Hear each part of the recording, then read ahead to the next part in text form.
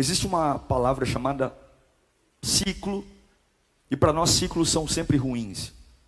Os ciclos, eles vêm, se repetem, se repetem, se repetem, e quando a gente percebe, nós estamos morando dentro de um ciclo. Mas o pior de todos os ciclos é o ciclo do medo. É quando você se sente tão impotente, que você se torna um covarde. Um covarde. Eu posso ser servo de Deus e ser um covarde. Eu posso ler a Bíblia e ser um covarde. Mas não é que eu sou um covarde porque a minha natureza é covarde, mas é porque eu estou num ciclo de medo e não consigo quebrá-lo. As coisas vêm para mim e eu não consigo ver. As situações param na minha porta e eu não consigo vê-las, porque eu estou num ciclo de medo. Se tem um personagem na Bíblia que fala sobre medo, é Moisés.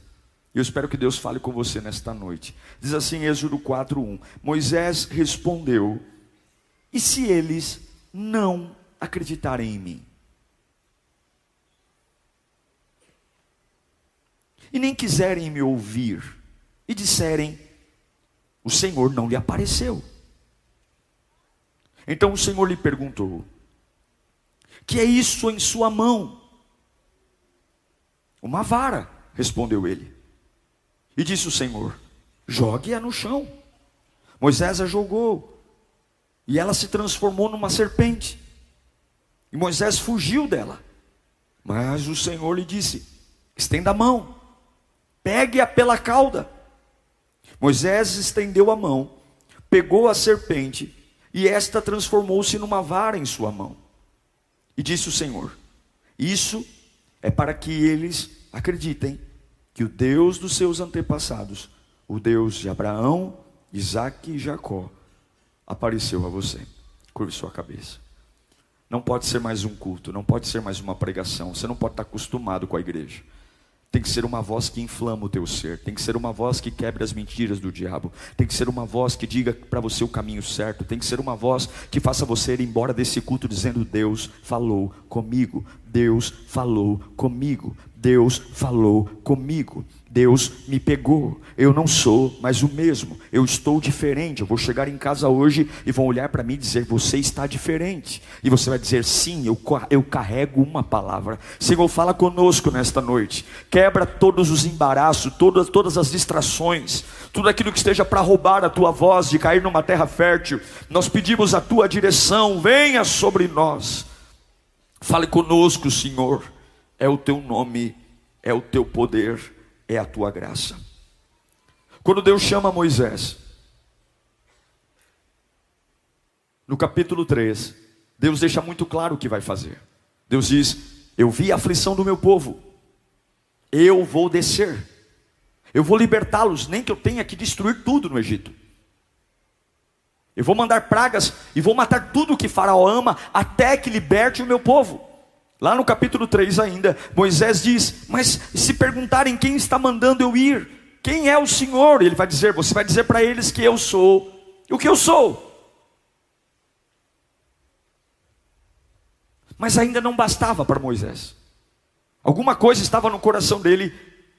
E aí nasce o maior inimigo de um propósito, o maior inimigo de um avivamento, o maior inimigo de um progresso de uma família. E se? E se? Deus diz para Moisés: vai, arrebenta. E ele diz: e se não me escutarem? E se não acreditarem em mim?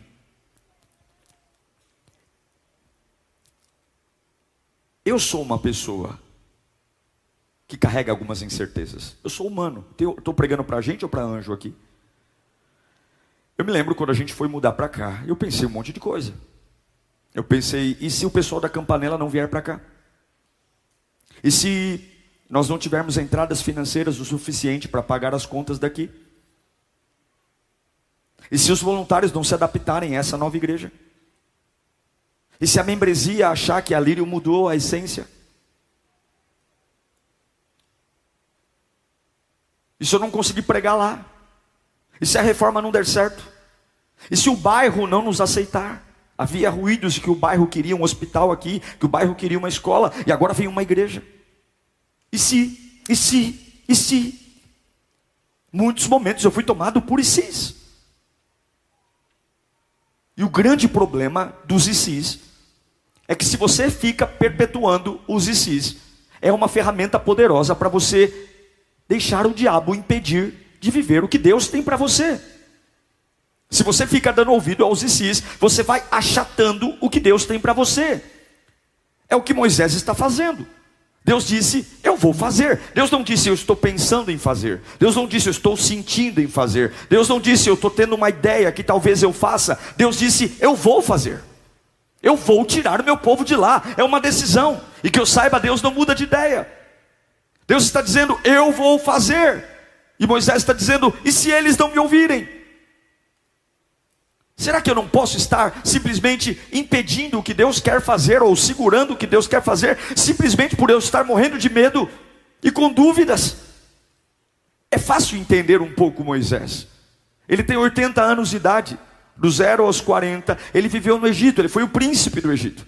Ele viveu num palácio, ele viveu na alta corte, ele comeu das melhores especiarias, mas com 40 anos ele estava andando pelo palácio e pelo jardim do palácio, e ele viu um soldado egípcio bater num escravo hebreu.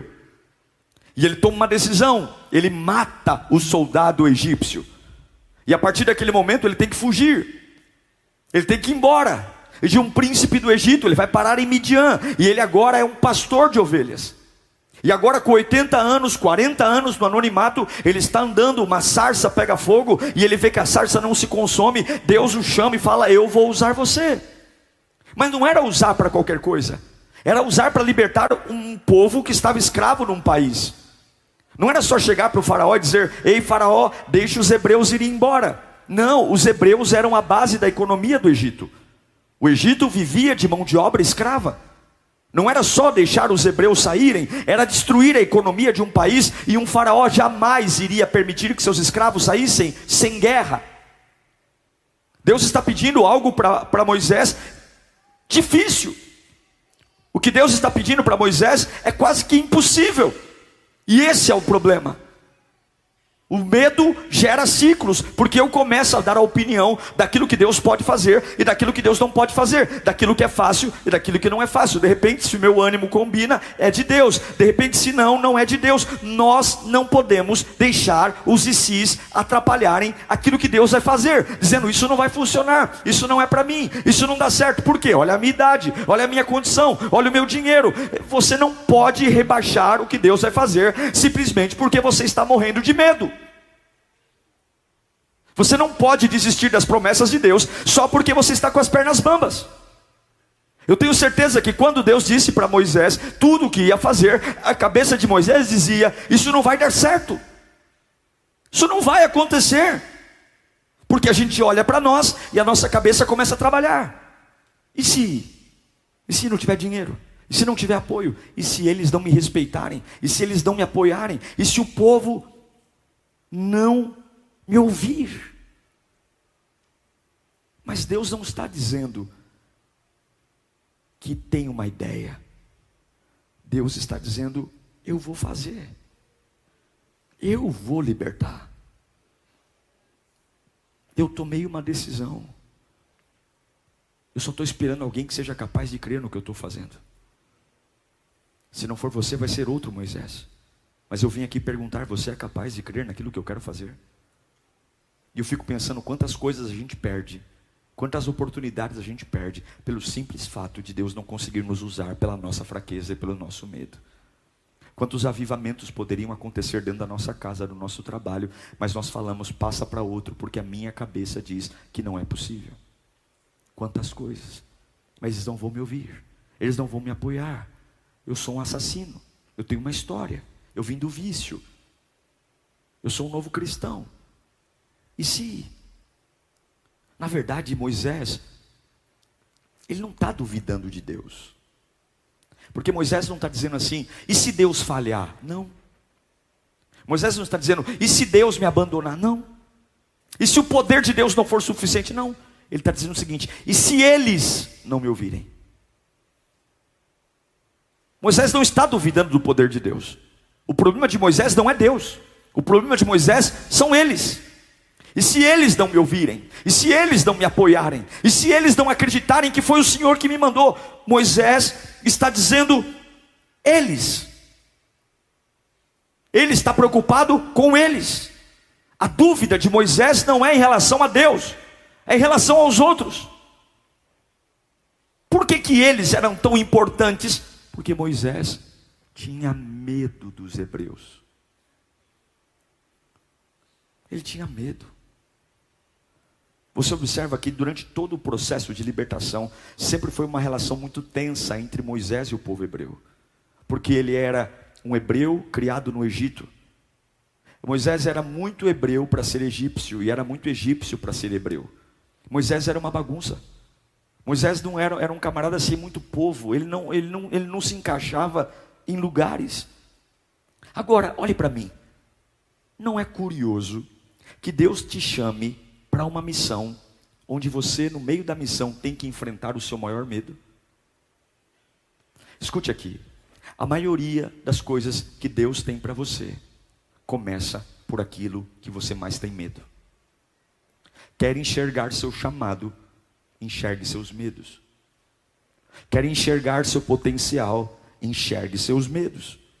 A coisa que mais te dá medo pode ser a coisa que te dê a maior pista daquilo pelo qual Deus te chamou. E Ele está dizendo: e se eles não me ouvirem? E se eles? Essa é a parte louca. Não é sobre Deus, é sobre eles. E se eles não me aceitarem? Agora escute. Quando Deus te chama para um propósito, seja lá qual for, você tem que entender que Deus já te conhece. Ele é o fabricante. Deus sabe quem você é, Deus sabe tudo que tem em você, Deus sabe seus medos, Deus sabe quem você vai enfrentar. A sensação que a gente tem algumas vezes é que quando Deus me chama, Deus está no mesmo nível que eu. Não, Deus te chama, Ele sabe quem você é. E alguns são chamados por Deus e dizem: eu não vou dar conta. E aí você pode me perguntar: pastor, quando eu sei que eu estou pronto para fazer o que Deus me chama? Ué, você sabe que está pronto para fazer o que Deus te chama quando Deus te chama. Se Deus está te chamando, você está pronto. Se Deus está incendiando o seu coração, você está pronto. Porque Deus nunca cometeu um erro, Deus nunca falhou, Deus nunca errou, Deus nunca empatou. Deus vê todas as coisas. E se Deus está te chamando, é porque Ele sabe que você é a pessoa. E daí se eles não me ouvirem? E daí se eles não quiserem me apoiar? Deus não comete um erro. O problema de Moisés é que ele está querendo entender todas as parcelas. Ele está querendo pensar em todas as oportunidades. Ele está preocupado com todos os cenários, quando a única coisa que ele deveria dizer é: se Deus está me chamando, ainda que eu não veja potencial em mim, existe alguma coisa escondida que Deus vai pôr para fora. Eu quero que você entenda: ninguém te conhece melhor do que Deus, ninguém sabe o que você carrega melhor do que Deus. E quando Deus te chama, Ele não está pedindo para você sentar com Ele num sofá e discutir o seu chamado. Quando Deus coloca algo na tua mão, Ele não está perguntando a sua opinião, Ele só quer saber algo: sim ou não. Sim ou não. Você vai ou não vai? Eu conheço tua história torta, eu sei os teus medos, eu sei os teus limites, eu sei que você é pesado na língua, eu sei. Não venha me repetir suas ladainhas, eu te conheço. Quem deu a boca ao mudo? Quem deu os olhos ao cego? Quem é que deu a vida a você? Não venha me tentar e me ensinar a ser teu Deus. Não venha aqui me dizer que você está com dúvida do que eu estou fazendo. Quando Deus te chama, Ele sabe até mesmo aquilo que você tem medo. Então, apesar de Moisés estar dizendo: eles não vão me ouvir, eles não vão me aceitar, então por tabela ele também está duvidando de Deus. Mesmo que não seja diretamente, porque se Deus está o chamando e Ele está dizendo: mas espera aí, o Senhor talvez não viu eles. Então talvez Deus não é tão bom como diz. Então talvez Deus não é tão poderoso como diz. Então talvez Deus não é tão perfeito como diz. Como nós temos coragem de duvidar de Deus, colocando a culpa nos outros? Você aceita o chamado? Depende. Você vai entregar a sua vida a Deus? Depende. Depende se a igreja me aceitar, depende se o louvor for bom, depende se na igreja ninguém me encher a paciência, depende se o pastor pregar, depende. E se eu for à igreja e me magoar igual foi na igreja antiga? E se eu for à igreja e for um voluntário e o líder pegar no meu pé? E se você vier e Deus te encher do Espírito Santo? E se você vier e a graça de Deus encher o teu coração de paz? E se você vier e a tua vida nunca mais for a mesma? E se você se entregar a Deus e o teu passado for engolido por uma unção de cura, poder e libertação? E se Deus derramar uma nova mentalidade sobre a sua cabeça? E se Deus te fabricou, Sim, existem ICs importantes. Alguns IC são importantes porque eu crio um plano B. E se o som acabar, é importante esse IC. E se o ar-condicionado pifar, e se a cadeira quebrar, e se a luz apagar, a gente tem que ter alguns ICs que a gente pensa, mas eu não posso subir aqui e dizer assim, e se eles não gostarem da minha pregação? E se ninguém aceitar Jesus? Enquanto o IC é sobre coisas que está sobre o meu governo, eu tenho todo o direito de ficar e se. Mas alguns chamados que Deus tem para você, você não é capaz de administrá-lo. E se você quiser uma resposta para as suas dores e para os seus medos, você vai tentar achatar o Deus que você serve. Eu preciso chegar num ponto de não encolher a Deus, mas confiar em Deus. Eu não posso controlar tudo o que acontece comigo. Eu não posso controlar a satisfação das pessoas. Eu não posso controlar se as pessoas vão me ouvir. Eu não posso controlar se as pessoas vão me apoiar. Mas eu só sei de uma coisa. Quando Moisés olha para Deus e diz, e se eles não me ouvirem? O que é lindo é que Deus não dá nenhuma palavra de conforto a Moisés. Deus não diz para Moisés, vem aqui Moisés, eu vou te mostrar que você está enganado. Não, porque o medo de Moisés é real. As pessoas realmente não iam ouvi-lo. Deus não toca no assunto. Quando Moisés diz, eles não vão me ouvir, a única coisa que Deus diz é, o que você tem na mão? A mente de Moisés é, e se eles não me ouvirem? E se eles não me ouvirem? E Deus diz, o que você tem na mão? E se eles não me ouvirem? O que você tem na mão? E se eles não me ouvirem? O que você tem na mão? E se eles não me ouvirem? O que você tem na mão? Eu tenho medo deles. O que você tem na mão? E se não me apoiarem? O que você tem na mão? E se o dinheiro acabar? O que você tem na mão? E se a doença agravar? O que você tem na mão? E se eu for traído? O que você tem na mão? Eu vejo duas mentalidades. Coloque para mim o Êxodo 4:2. Eu quero ler com você junto. Vamos ler no 3? 1, 2, 3.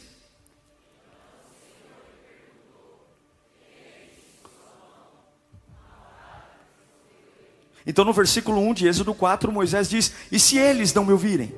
E agora Deus diz, o que é isso que você tem na mão? Uau! Tem coisas que você não controla, meu. Tem coisas que Deus vai te colocar que você não controla. E se você entrar nesse jogo do e se, você vai pirar, você vai enlouquecer.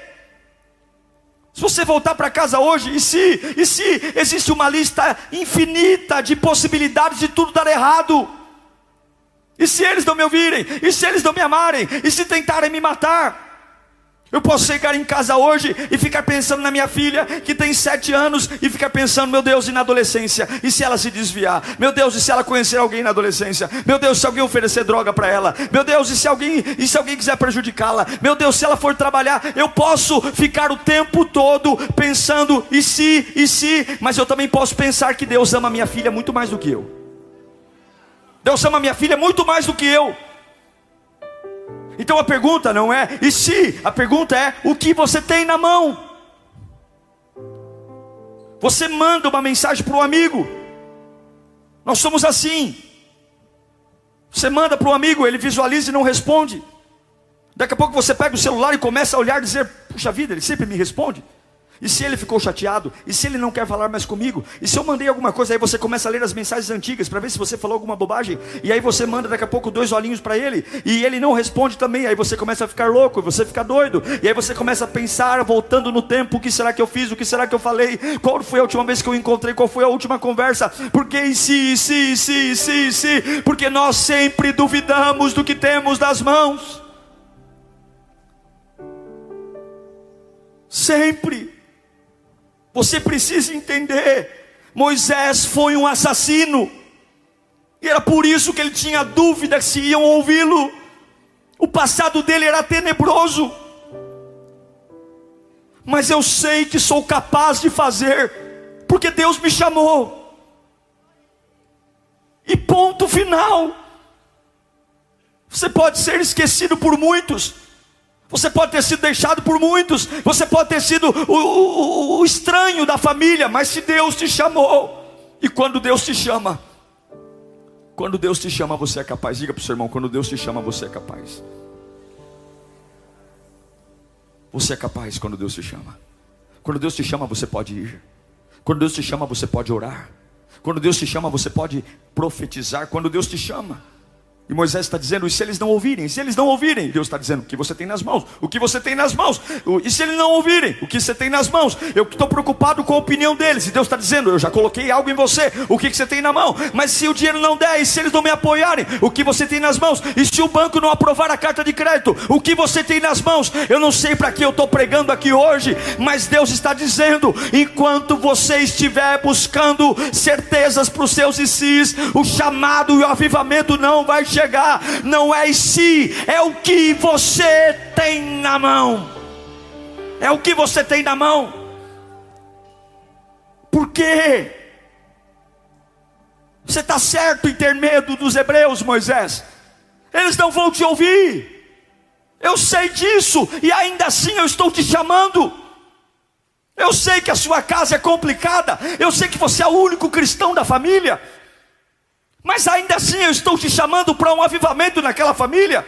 Eu sei que lá só tem idólatras. Eu sei que lá as pessoas riem de você quando você vem à igreja. Eu sei que você é chacota no grupo do WhatsApp da família. Mas ainda assim eu tenho algo para revelar na sua vida. E ao invés de você ficar pensando: e se eu for para a igreja hoje, que piada vão fazer? E se eu for para a igreja hoje, será que a minha mãe vai me aceitar? E se eu for para a igreja hoje, será que vão rir da minha cara? E se eu for para a igreja hoje, Deus me tomar e me der tanta autoridade, que eu vou colocar os meus 2 pés em casa depois desse culto, e o demônio que mora lá dentro, e eu não estou falando de gente, estou falando de demônio mesmo, ele vai sair por uma porta, porque Deus me chamou. E se Ele me chamou, Ele me garante. Levanta a tua mão para cá. Você precisa quebrar o ciclo do medo. Você tem dito tanta bobagem a si mesmo. Você tem olhado para os outros e colocado na mão dos outros aquilo que Deus te chamou para fazer. Deus tem um compromisso com você. Deus não tem um compromisso com meia dúzia de pessoas. Deus não chamou uma multidão. Deus chamou um Abraão, um Moisés, um Elias, um Eliseu.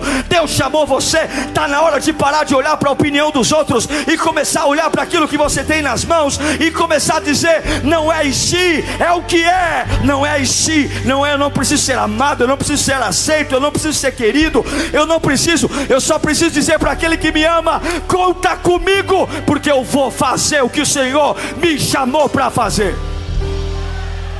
Eu vou fazer o que Deus me chamou para fazer. Eu vou fazer o que Deus me chamou para fazer. Eu vou fazer o que Deus me chamou para fazer. Eu vou fazer. Eu sou meio estranho, eu sou meio complicado, eu tenho um passado complicado, mas Deus me chamou para fazer. Não é o que eu acho, é o que Deus colocou na minha mão. É isso. É isso. Eu acho lindo que Deus não acalma Moisés. Deus não consola ele. Enquanto Moisés se vitimiza dizendo: eles não vão me ouvir, Deus ignora completamente isso. E Deus diz: o que você tem na mão. Deus poderia dizer: ei, nada de ruim vai acontecer. Deus poderia dizer: ei, confia em mim. Não. Deus não diz nada disso. Deus apenas diz: o que você tem na mão. E se eles não me ouvirem, o que você tem na mão?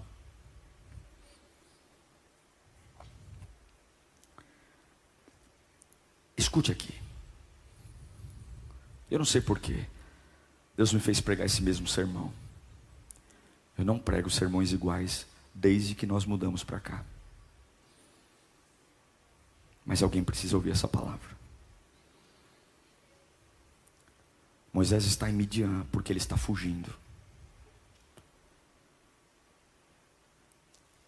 E ele está preocupado com a conversa das pessoas, com a opinião das pessoas. E ele acha que são as pessoas que têm que dizer se o que Deus tem na vida dele vai funcionar ou não. Não são as pessoas que dizem se o que Deus tem para você vai funcionar ou não. Não é a opinião das pessoas que diz e que aprova o teu ministério e o teu chamado. Não é a opinião do povo. A voz de Deus não é a voz do povo. E hoje Deus vai te tirar do e se para o que é. E se eles não me ouvirem, o que você tem na mão? E se eles não me ouvirem, o que você tem na mão? Percebe duas mentalidades? A mentalidade de Deus e a mentalidade de Moisés. Deus está mudando a sua mentalidade hoje. Eu não sei como é que você entrou aqui, mas você vai voltar para casa diferente. Eu não sei como é que você entrou, eu não sei como eram suas conversas antes desse culto, eu não sei mais ou menos e nem o que você vai fazer. Eu só sei de uma coisa: Deus vai mudar a sua mentalidade hoje. Deus vai mudar totalmente a sua mentalidade. Uma unção de ousadia vai descer sobre a sua vida. Se Deus diz que vai fazer, ninguém vai parar. Não importa, não importa. Se o grande eu sou está com você, Deus manda eu te dizer aqui hoje: se eu estou falando com você, respeita o que eu estou falando, esquece os outros. Não se trata do que eles dizem, não se trata do seu passado, não se trata da sua idade, se trata do que eu vou fazer. Aí Deus diz: vou te fazer uma demonstração então, Moisés. O que você tem na mão? O que tem na mão de Moisés? Um cajado.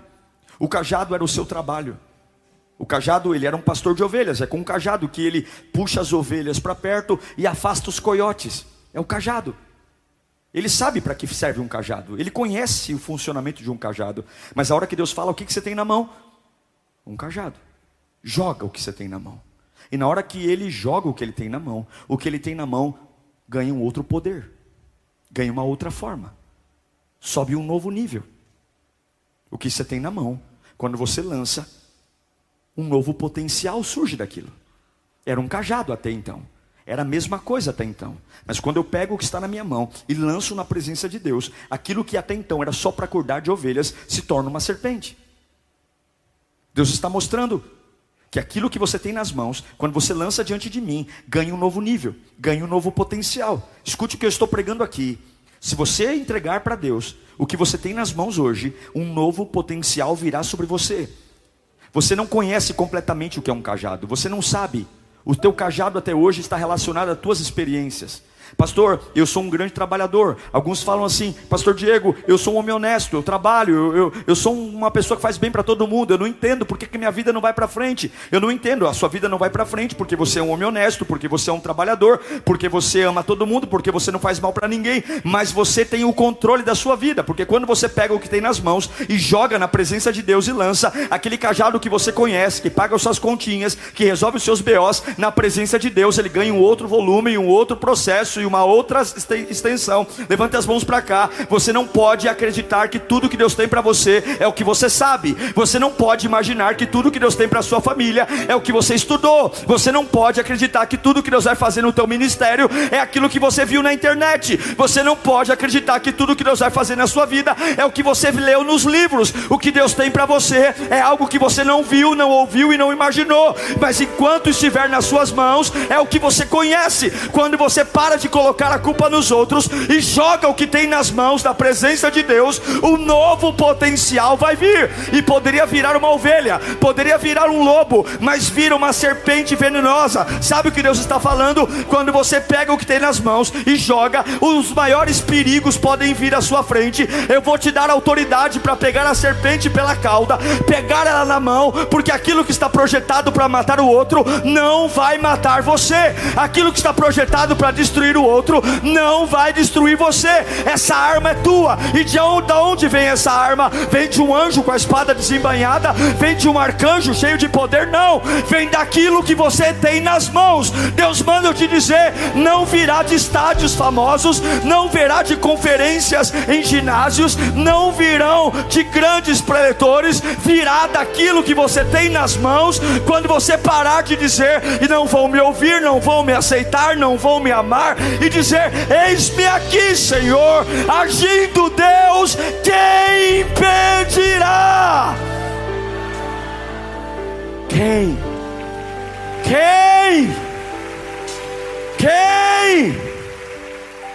Querem me amar, me amem. Querem me odiar, me amem. Deus me chamou.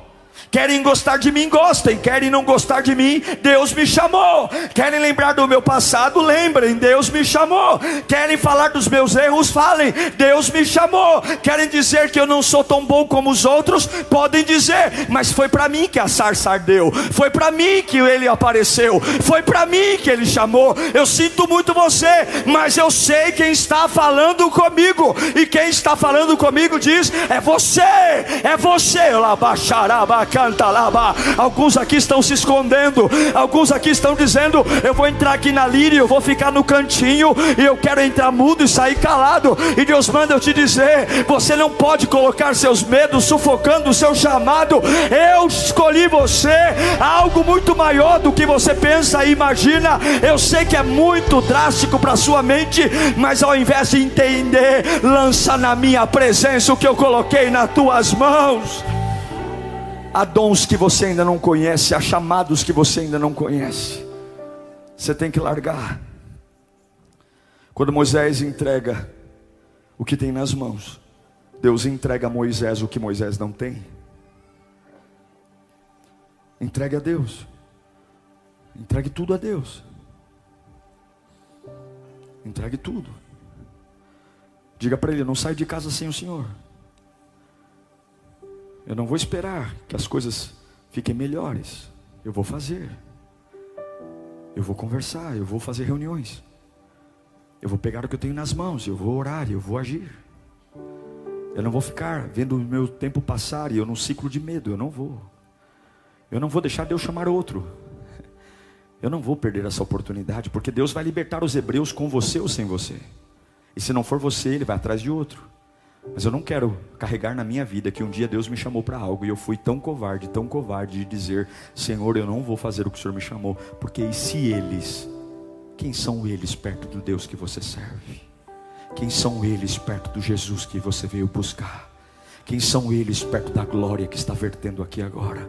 Quem são eles para dizer que você não pode quando Deus disse que você pode? Quem são eles para dizer que você não tem quando Deus disse que você tem? Quem são eles? Será que eles conhecem você mais do que o Deus que te trouxe aqui te conhece? Quem são eles para querer sufocar o teu chamado? Quem são eles para dizer que a sua oração não vale nada? Quem são eles para dizer que a sua intimidade com Deus é uma porcaria? Quem são eles? Deus está aqui olhando para você e dizendo, eu conheço teus podres, eu conheço o teu passado, eu conheço os teus limites, eu conheço tua família, eu conheço tua descendência, eu conheço o teu caráter, e ainda assim, xarabafá, ainda assim eu vim te buscar. Eu vim te buscar. O cajado nas mãos de Moisés é só um cajado. Mas quando ele lança, o cajado se torna outra coisa. É interessante observar que ao longo da vida de Moisés, o cajado vai tomando outras utilidades. Naquele dia, o cajado se transforma em uma serpente, para mostrar que o perigo do Egito estava sob o controle de Moisés. Mas chega um dia que Moisés está na frente de um mar, e ele pega o mesmo cajado de pastor, ele toca no mar, e o mar se abre. Uma outra vez, Moisés está a pistola da vida, muito nervoso. O povo quer água, não há água. O povo quer água, não há água. E Moisés pega o cajado e bate na rocha, e sai água da rocha. É interessante que conforme Moisés vai vivendo, os desafios vão chegando, e Deus não dá o potencial do cajado de uma vez. O potencial é dado de acordo com as batalhas que chegam. Esse é o nosso problema. Nós estamos aqui e queremos antecipar o futuro. Então queremos que Deus nos dê hoje todo o potencial que eu preciso ao longo da minha vida. Deus vai te dar o pão do dia. Jesus diz, o pão de cada dia dai-nos hoje.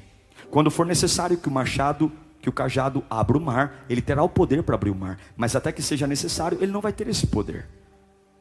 Alguns estão sofrendo porque querem garantias. Se o Senhor está comigo, lembra de Gideão?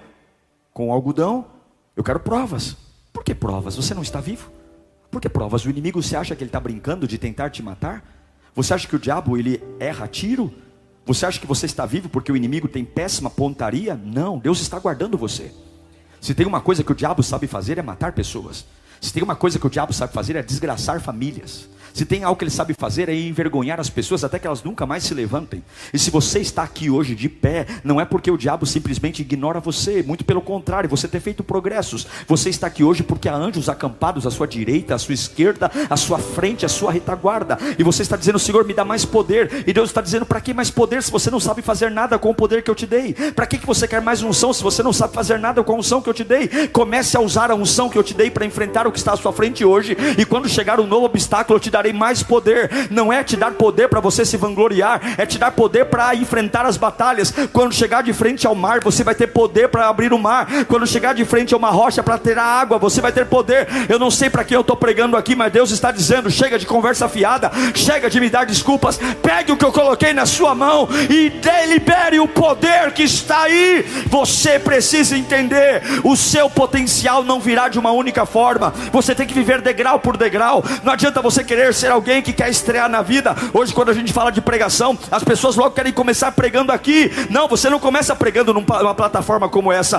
Você começa pregando dentro da tua casa, você começa pregando para o teu vizinho, você começa pregando no corredor do hospital, você começa pregando com a tua vida. Porque a maior pregação não é abrir a Bíblia em João e pregar. A maior pregação é manter um nível de alegria quando todo mundo diz: agora ele quebra, agora ele vai parar, agora ele vai morrer, e o teu nível de alegria está lá. A maior pregação não é feita em palavras, a maior pregação é feita quando a minha alegria em Deus, ela simplesmente não oscila, seja no alto da montanha, no mais profundo vale. Ei, meu Deus do céu, você quer uma vida nova, você quer um poder sendo liberado, você quer ser alguém imparável? Comece a liberar o que Deus colocou nas suas mãos. Comece, pare de querer mais poder, libere o que Deus colocou na sua mão. Pare de querer mais poder, saia do futuro. Pare de imaginar o que os outros pensam. Pare de querer fazer projetos de 5 anos, 10 anos, 20 anos, e o teu agora.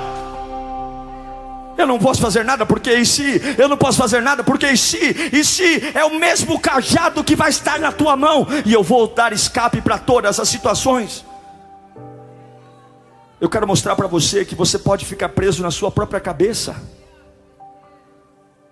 Você pode ficar preso na sua própria ideia idiota. Há pessoas que ficam presas no mesmo erro a vida toda. A vida toda. Cara, Deus já perdoou Moisés do assassinato que ele cometeu, mas Moisés ainda carrega a culpa de ser um assassino. Eu quero ler um texto, e eu vou te explicar, é um texto conhecidíssimo, o porquê que você fica preso no próprio erro a vida toda. O porquê que você fica preocupado com coisas o tempo todo. Por causa disso aqui, coloca aí Números capítulo 13, versículo 26. Caminhando para o encerramento. Preste atenção nesse texto. É um relatório de 12 espias da terra prometida. Mas tem algo que eu li nesse texto que eu nunca tinha me dado conta. Vamos à leitura. Eles então retornaram a Moisés e a Arão e a toda a comunidade de Israel em Cádiz, no deserto de Parã, onde prestaram relatório a eles e a toda a comunidade de Israel. Eles mostraram o fruto da terra e deram o seguinte relatório a Moisés: entramos na terra a qual você nos enviou, onde mana leite e mel. Aqui estão alguns frutos dela. Agora escute. Mas o povo que vive lá é poderoso, e as cidades são fortificadas e muito grandes. Também vimos descendentes de Enaque. Os amalequitas vivem no Neguebe, os hititas, os jebuseus, os amorreus vivem na região montanhosa, os cananeus vivem perto do mar, junto ao Jordão. Então Caleb fez calar o povo perante Moisés e disse: subamos e tomamos a posse da terra, é certo que venceremos. Mas os homens que tinham ido com ele disseram: não podemos atacar aquele povo, é mais forte do que nós. E eles espalharam entre os israelitas um relatório negativo acerca daquela terra, e disseram: a terra para a qual fomos em missão de reconhecimento devora os homens que vivem nela. Todos os que vimos são de grande estatura. Vimos também gigantes, descendentes de Enaque, diante de quem parecia o quê? Gafanhoto. Por conta dessa mentalidade, eles transformaram uma caminhada de 7 dias em 40 anos. Uma caminhada, 7 dias, se transformou 40 anos. Agora por quê? Você pode ler quantas vezes você quiser o relatório deles. Não existe a palavra Deus em nenhum lugar aqui. Não existe. Nem Josué e Caleb falam sobre Deus. E é por isso que o relatório que predominou não foi o relatório de Josué e Caleb, foi o relatório dos 10 espias. Eles falam de todos. Vamos ler. Aqui, ó. Eles falam dos jebuseus, eles falam dos hititas, eles falam daqueles que moram no Negueb, eles falam que são gigantes, eles falam que tem poder, eles falam que consome todo mundo como um gafanhoto, mas você não vê ninguém abrindo a boca, você não vê ninguém dizendo sobre Deus, sobre o poder de Deus, sobre a promessa de Deus. Você pode ler e reler quantas vezes quiser, número 13, ninguém, nem Caleb, nem Josué, era só alguém levantar a mão e dizer: nós vamos ganhar essa parada porque Deus está conosco. Nós vamos ganhar essa terra porque Deus disse. Não, eles falam de tudo, menos de Deus. Não tem a palavra Deus. E esse é o motivo de 7 dias virarem 40 anos. Porque você está dizendo: e se a psicóloga não me ajudar? E se o remédio não fizer efeito? E se o meu amigo não me apoiar? E se o namoro desta vez não der certo? E se o banco falhar comigo? E em vez de você de falar tudo isso, dizer: Deus está comigo, eu creio no poder de Deus, Deus é maravilhoso. Onde Deus é considerado na sua vida? Você quer quebrar o ciclo do medo? Eu quero perguntar: quando é o fator que Deus entra em você? Quando é que você acorda pela manhã e diz: eu vou viver um dia incrível hoje, porque Deus está comigo? Isso basta. Eu não preciso olhar para o meu extrato bancário, eu não preciso saber o que está sendo postado na rede social, eu não preciso saber se alguém entrou na igreja ou saiu da igreja. Saber que Deus me prometeu e que Ele me chamou é a garantia de que eu não vou morrer, de que eu não vou quebrar, de que eu não vou sufocar, de que o inimigo não vai vencer, porque o meu Deus não perde nenhuma batalha. Ele é o que é, Ele é o Todo-Poderoso, Ele é o Príncipe da Paz, Ele é o Emanuel, Ele é o Deus conosco. Pode aquecer a fornalha 7 vezes mais,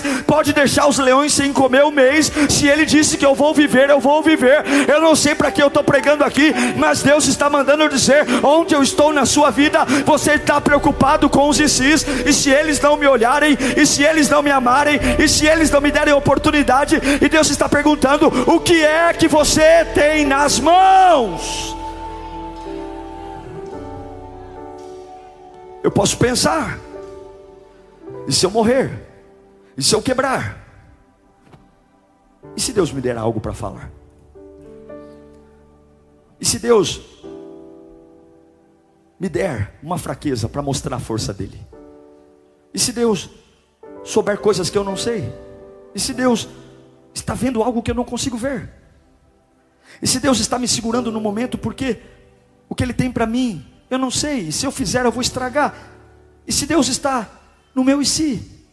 Apenas querendo que ao invés de discutir com Ele, eu faça, eu adore. Eu quero encerrar essa mensagem dizendo: o ciclo do medo está aí. Eu não quero viver a minha vida inteira. Esse ano eu faço 40 anos. Eu não sei o que Deus tem para mim, mas eu não quero morrer pensando no que eu poderia ser. Eu não quero que as pessoas estejam no meu velório e me chamem de guerreiro. Eu não quero ser um guerreiro. Eu quero ser um vencedor. Eu não quero ser um cara que só se esforçou, tentou. Não. Eu quero olhar para o meu Deus e dizer: Senhor, eu tinha muitos medos, muitas dúvidas, muitas coisas da minha alma, mas o que o Senhor colocou nas minhas mãos, eu coloquei na sua presença. Talvez eu não vou orar como Billy Graham, talvez eu não vou pregar como T.D. Jakes, talvez eu não vou ser um vendedor de livros como Rick Warren, talvez eu não vou ser, mas aquilo que o Senhor colocou nas minhas mãos, eu quero fazer o meu melhor.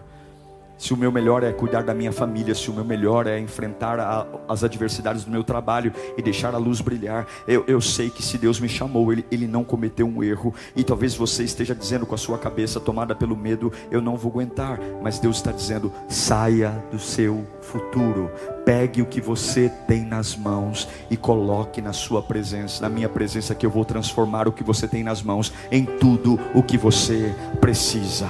Tudo que você precisa, para cada nível de demônio, para cada situação, eu vou transformar. Eu quero que você levante suas duas mãos, nós vamos confessar juntos Romanos 8, Romanos 8:38, levanta as mãos o mais alto que você puder. Leia comigo no 3, 1, 2, 3. Pois estou convencido de que nem a morte, nem a vida, nem os anjos, nem de demônios, nem o presente, nem o futuro, nem quaisquer poderes, nem altura, nem profundidade, nem qualquer outra coisa na criação será capaz de separar do amor de Deus que está em Cristo Jesus, o nosso Senhor. E levanta as mãos bem alto e diga: medo, o meu Deus pode fazer, e mesmo que Ele não faça, Ele ainda será o meu Deus.